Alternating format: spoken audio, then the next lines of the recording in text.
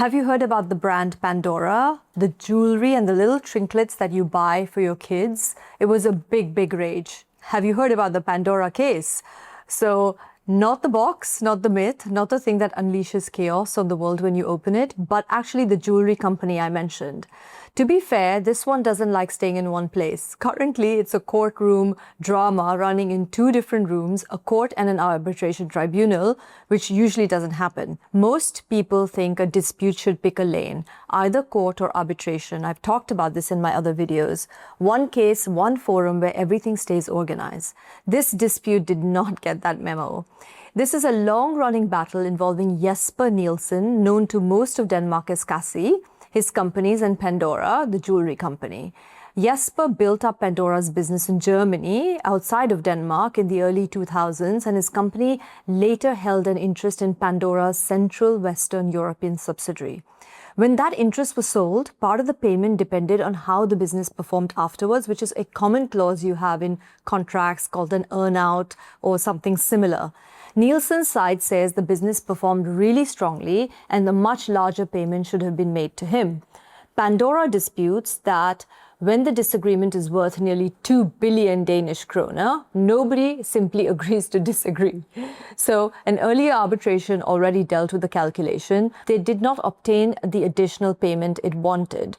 So that should have been the closing scene. It should have been the end of the season 1 of this drama. But years later, the claimants found new internal documents, whistleblower information, and other evidence that has emerged.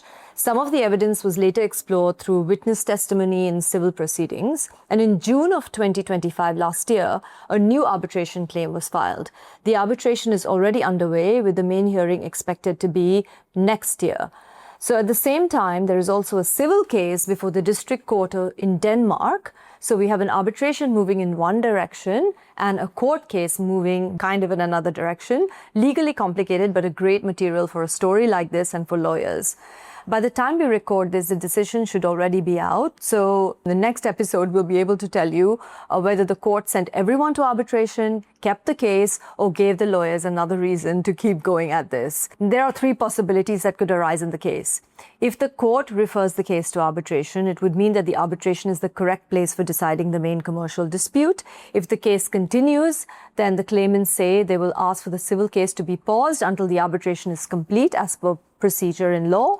Otherwise, the same documents may have to be presented twice, the same witnesses would have to be questioned twice, court costs would increase, and potentially the court and arbitration tribunal could reach different conclusions. If the case is dismissed on another procedural ground, the claimants could say that they will appeal, and then the appeal would be paused until the arbitration is completed.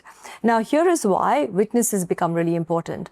A key witness gave evidence in court about internal financial results, payments, accounts, and a waiver linked to the years 2010 to 2012.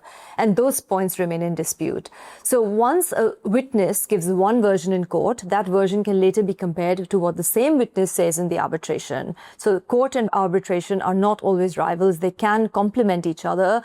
Sometimes the court decides where the dispute belongs, sometimes it brings witnesses and documents into the open, and sometimes what happens in court becomes a part of the strategy in arbitration, or what we call as evidence for the arbitration.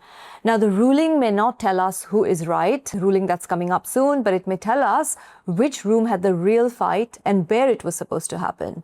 Now, this video is actually based on an official notice issued by the District Court of Denmark in Denmark, dates published by Jesper Nielsen himself, and based on court hearings, witness testimony, and financial documents.